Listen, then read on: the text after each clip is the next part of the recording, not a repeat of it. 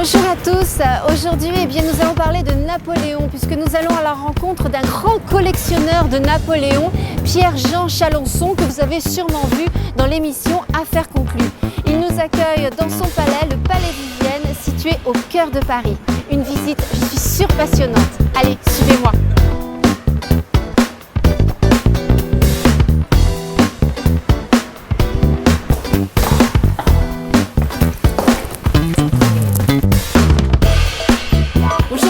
Bonjour, bienvenue au Palais Vivienne.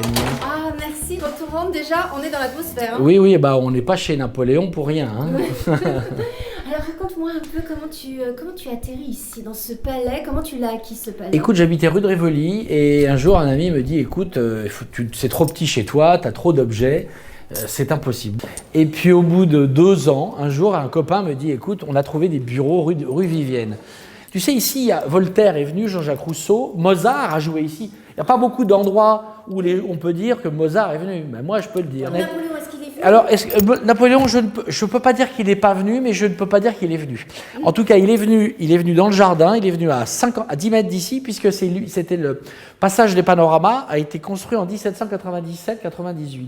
Donc, il est peut-être venu pour inaugurer le passage des panoramas, et en tout cas, en 1806, il a posé la première pierre du théâtre des variétés, qui est juste là, à 3,50 mètres d'ici. Donc, il y a un lien quand même avec Napoléon, et puis il y a un lien avec Louis-Philippe, puisque le duc d'Orléans, son fils, ici c'était sa garçonnière, et que le roi, la reine Marie-Amélie, Victor Hugo, Alexandre Dumas, George Sand, Lamartine, tous ces gens-là sont venus ici. Et puis j'ai mis les objets du palais, j'ai mis des tapisseries d'Aubusson, j'ai mis des bustes en marbre, des consoles royales.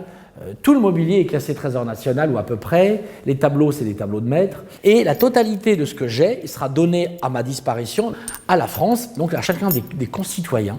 Je vis Napoléon et tout ce que je gagne, c'est pour le palais. Et le palais, c'est pour la France. Bravo! Voilà. Bravo! Vive la France! Ah, vive la France! Bravo! Écoutez, c'est fabuleux. Bravo!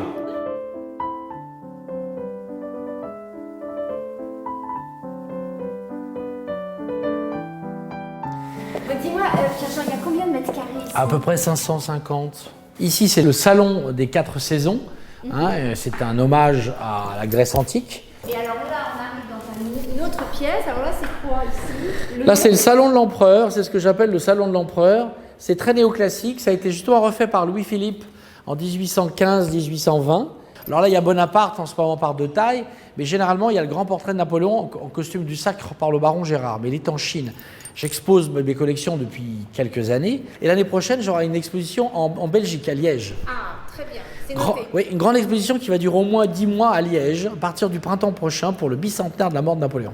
Et elles sont tes plus belles pièces de Napoléon? Il y en a un peu partout, mais les plus belles pièces sont dans le cabinet de curiosité, qui est justement le cabinet que je fais visiter régulièrement. Donc là, on est dans le cabinet de curiosité, qui était la chambre du duc d'Orléans.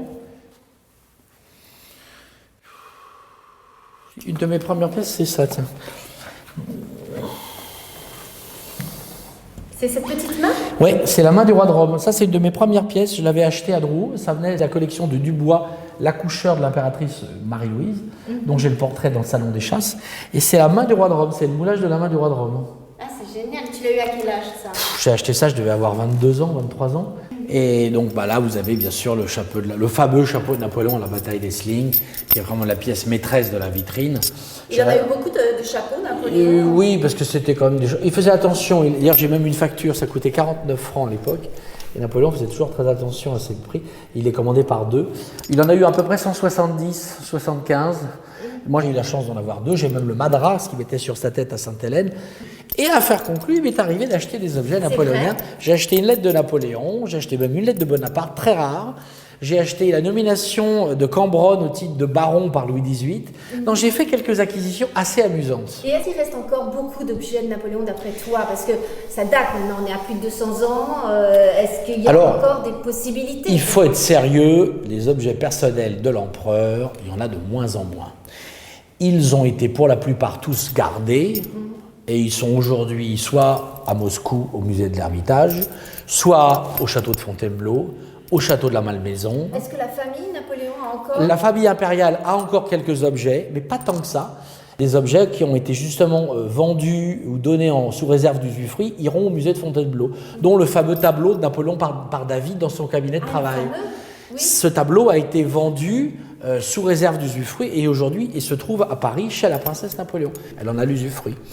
Donc il n'y a pas autant d'objets que ça de Napoléon. Merci beaucoup Pierre-Jean pour cette visite. Merci, à très bientôt. Au revoir. Ciao.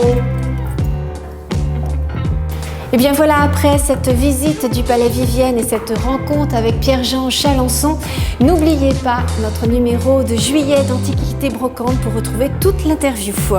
Je vous embrasse très fort et vous donne rendez-vous très vite pour une prochaine vidéo. Ciao à tous.